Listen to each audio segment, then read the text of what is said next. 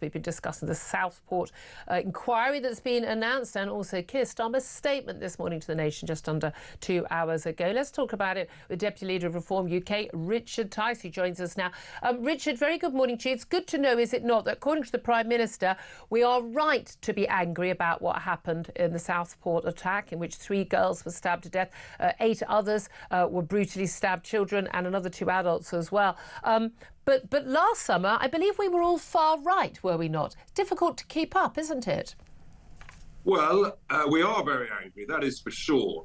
But we're also angry with the Prime Minister, who today basically is trying to distract from the reality. He has admitted this morning that he, and therefore presumably the Home Secretary, they knew within very short order, a matter of hours, about the details of Rudakubana. They will have known about his previous involvement with Prevent, with the courts and various others. And they made a deliberate judgment in conjunction with the police to withhold that information from the British people and to declare it a non-terror incident.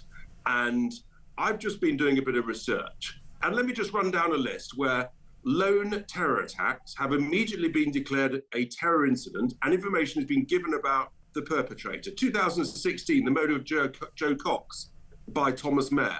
2017, the murder of Keith Palmer at Westminster by Khalid Massoud. August 18, car attack outside Westminster. Another lone attack immediately declared a terror incident.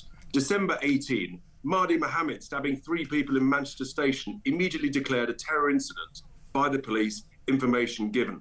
All of those instances actually were lone attackers, and before they were charged, it was declared a terror incident. What happened here is the authorities and the government made a decision not to tell the British people. That's why Nigel Farage, our leader, said he thought there were questions to be answered and were we being told the truth. Yeah.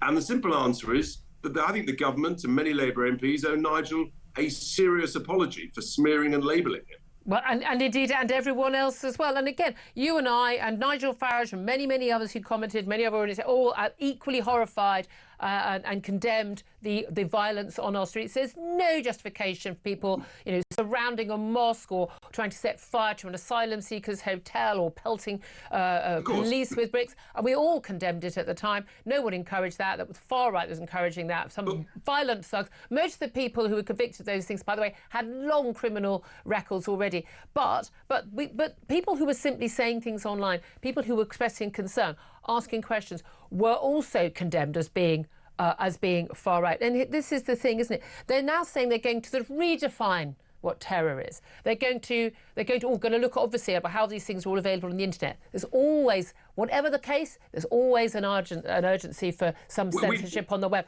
But do you think there's anything that the Prime Minister said today that suggests that any action that is going to make a difference, that will prevent loss of life again, is going to be taken? This is a classic throw a dead cat to distract everybody onto the table. You don't need to change any terrorism laws. This could have been declared an act of terrorism within 24 hours based on the existing legislation that I have read very, very carefully. It's pretty basic stuff that if you've got an Al-Qaeda training manual on your computer, you have got a political motivation. And that in itself is a terror offence. It is an offence to have that. That is the criteria to give you the motive that if you then carry out a violent attack, it is a terrorist attack under the Terrorism Act 2000. So I'm sorry, they are deliberately misleading us to cover up the fact that they chose not to tell us the truth at the time, and they chose to say it was a non-terror incident. I believe through political correctness and because they wanted to cover up the failure of multiple state agencies over many years over this complete monster. And look, fine, have your public inquiry. Funny, isn't it? He's happy to announce a public inquiry when clearly other people apart from Labour councillors are clearly to blame. But if it's Labour councillors to blame, no, we're not having a statutory public inquiry. Funny that. I tell you what, this stinks to high heaven. Exactly. No grooming gang inquiry, but we'll have an inquiry into this. I want to play you a very short clip of what Keir Starmer had to say, talking about the significance of this tragedy in terms of going forward. I'd love to hear your thoughts on what he has to say here. The tragedy The tragedy of the Southport killings must be a line in the sand for Britain. We must make sure the names of those 3 young girls are not associated with the vile perpetrator, but instead with a fundamental change in how Britain protects its citizens and its children. In pursuit of that, we must, of course, ask and answer difficult questions. Questions that should be far-reaching, unburdened by cultural or institutional sensitivities, and driven only by the pursuit of justice. That is what we owe the families. Incredibly fine, strong words there, Richard Tice. Do you believe a single one of them? Anybody can say fine words, but I think the British people are sick of all the waffle that constantly comes out of the establishment in these instances. We were told after the London Bridge attacks 5 or 6 years ago that Prevent was failing and needed to be reformed. Well, surprise, surprise, nothing happened. All this reinforces, I think, is that huge chunks of the way the state works or fails to work needs fundamental root and branch reform, but also people need to be held to account. Who made these judgments at Prevent, at the courts, at the police, at social care workers? You know, frankly, people need to be held to account, held responsible, and in many cases, fired. It's just not acceptable to continue with these multiple failings time after time after time. And this is part of the issue, isn't it? Again and again, I can think of not a single example where we've had a terror attack in this country, whether you call it a terror attack or not at the time, but a single case where it is not been revealed later on in the court or immediately aftermath that the perpetrator has been known to the authorities, often for concern about their links with terrorism, or, you know, multiple engagement with the police or Prevent or elsewhere.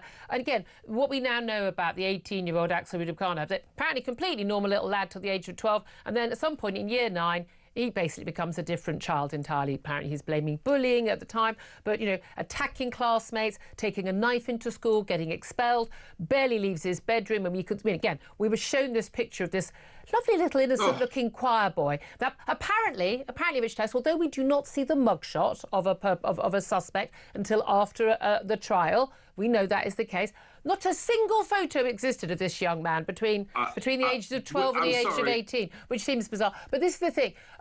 He was again and again, again and again there was concern. His father, only a week before the Southport attack, begged his taxi driver not to take his son to his old school because he feared there would be violence. And it turns out he had a knife then.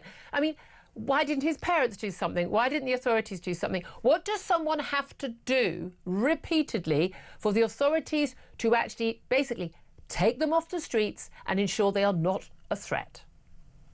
Well, it's a very good question, but the British people are not stupid. And this choir boy picture, taken many years before, that was a deliberate deception in order to mislead the British people. Nothing less than that. Of course, there would have been a more recent photo. And frankly, if there wasn't, they could have taken one that day and put it out there. I think we're just sick and tired of all of this. It's totally unacceptable. I use the word political correctness, fears over being accused of a bigot or racism. If you arrest someone and charge someone or are sort of challenging with someone from an ethnic minority. And of course, that's what led to the child rape gangs and multiple other horrors across the UK over the last decade and a half. And it's just, the authorities they've got to have the courage. And the Prime Minister did refer to we've got to override cultural sensitivities. Well, we should have done that a long time ago. And sadly, people have died because of that cowardice, that gutless leadership at every of those agencies and institutions. And indeed, those of us who have, those politicians or journalists like myself and yourself, for the last 10, 20 years saying we need to override those cultural sensitivities, have been derided as far right and racist and bigot every single time. Now, though, the Prime Minister has said it, so it's OK. Good to know, Keir Starmer. Richard Tice, Deputy Leader of Reform UK, thank you very much indeed for joining us. Come back to you, Tom Slater. I mean, again, the photographs, that was kind of one of the giveaways. Was genuinely not a single photograph of Rudakubana for 5 years, apparently. That was a really strange one. There's not even a scrap of CCTV that exists. It's not to say that I think the government were trying to make people feel sorry for the alleged perpetrator. What was the purpose of putting out a photo of an angelic 12-year-old? I have absolutely no idea. And I think a lot of people will ask those questions. Yes, this is an individual that from the reporting seems to have been pretty much a loner, very marginal for many of the past few years. During the time he's being referred to Prevent multiple times, we should point out.